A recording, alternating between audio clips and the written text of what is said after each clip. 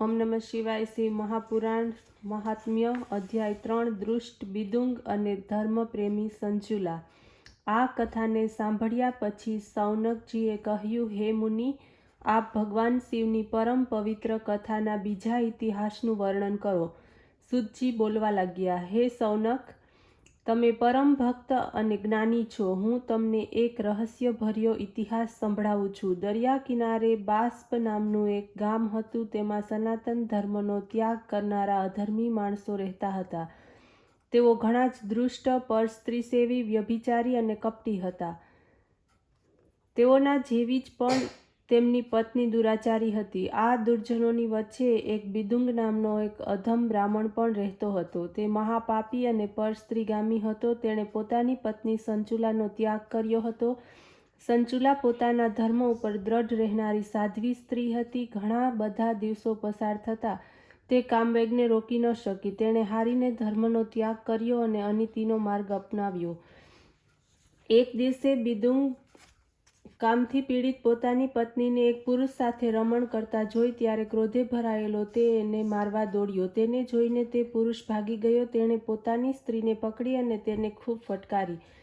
પોતાના પતિના દ્વારા આચરવામાં આવેલ આવા પ્રકારના વર્તનને જોઈને તેને ખૂબ જ ક્રોધ આવ્યો. તેણે ડર્યા વગર પોતાના પતિને કહ્યું કે તમે તમારો જ વિચાર કરતા નથી. તમોએ તમારી નવયૌવના પત્નીનો ત્યાગ કર્યો છે. તમોએ મને અન્યાય કર્યો છે. તમે વૈશ્યાગામી થયા છો.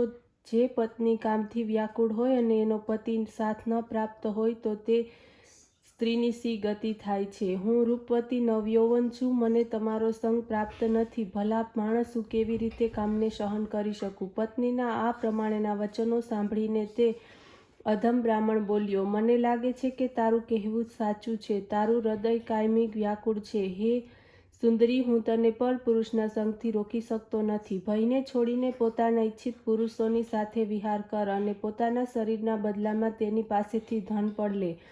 આ પ્રમાણે ધન મળશે અને કામદેવના પ્રવાહમાંથી મુક્તિ મળશે. વ્યભિચારને લીધે મળેલા ધનથી આપણે બંને જીવન ચલાવીશું.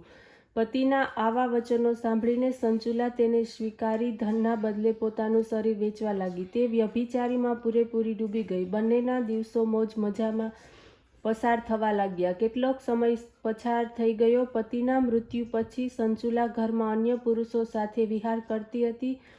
સમયના વધવા સાથે તેનું યૌવન હવે જવા લાગ્યું. એક દિવસ દેવયોગથી ગોકર્ણ ક્ષેત્રમાં પહોંચી.